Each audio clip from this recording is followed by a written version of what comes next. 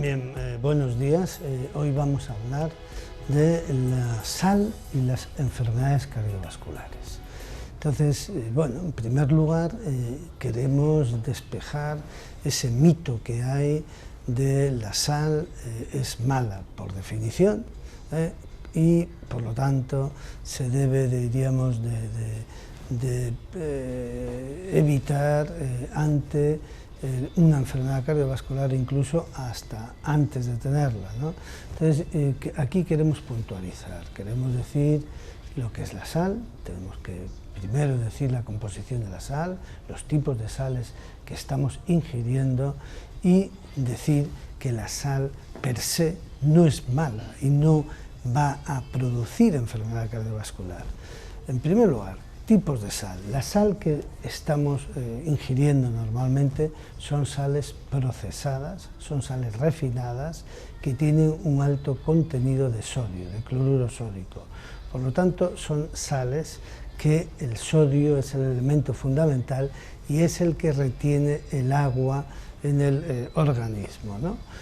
Y las sales naturales, las sales no refinadas, tienen menos contenido de sodio y son sales mucho, diríamos, más sanas, porque tienen otros productos, diríamos, minerales, que no son tan nocivos, por así decir, como es el sodio. Pero ojo, el sodio es importante ingerirlo, porque retiene, de hecho, pues, agua, y el agua es importante tenerlo en el organismo, sobre todo en las épocas pues de mucho calor, las épocas veraniegas, etc.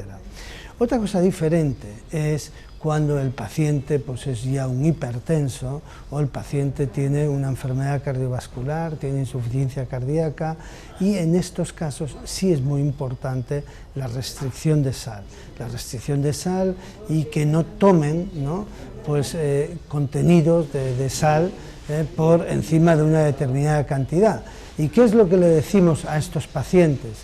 Les decimos que no utilicen el salero, que pueden tomar la comida pues, que toma toda la familia, que tiene la sal pues, habitual, pero que ellos no utilicen el salero en sus ensaladas, en sus tortillas o huevos fritos, especiales platos que se hagan, ¿no?, personalizados, ¿no?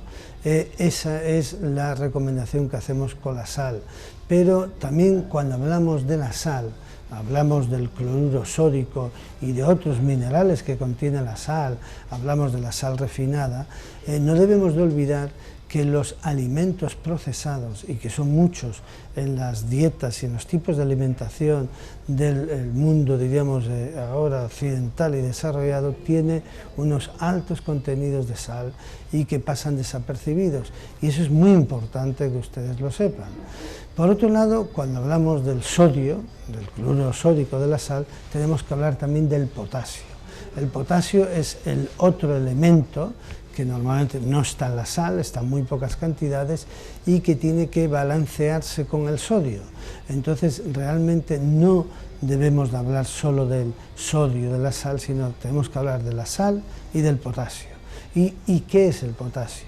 El potasio es otro elemento orgánico que es fundamental y que lo encontramos en los alimentos, que lo encontramos en las frutas, lo encontramos sobre todo en los vegetales y lo encontramos en frutas que va desde el plátano hasta la ciruela, hasta el aguacate, en algunos vegetales, en las espinacas, etc.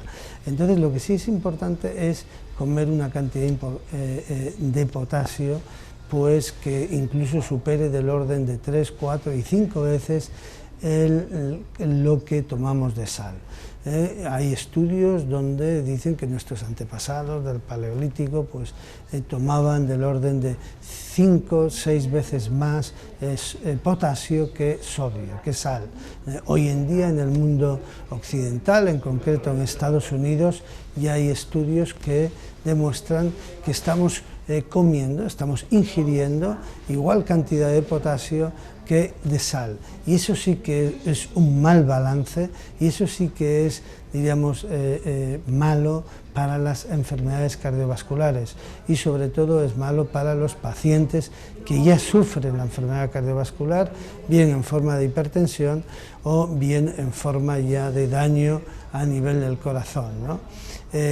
De hecho, pues en estos casos el abuso de sal pues puede acompañarse pues un aumento del número de infartos, de aumento del número de anginas y sobre todo en pacientes hipertensos de aumento del número de accidentes cerebrovasculares, ¿no?